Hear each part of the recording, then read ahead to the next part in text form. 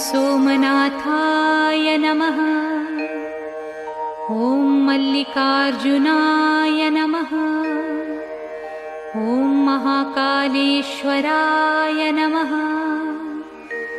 ॐ ओंकारेश्वराय नमः।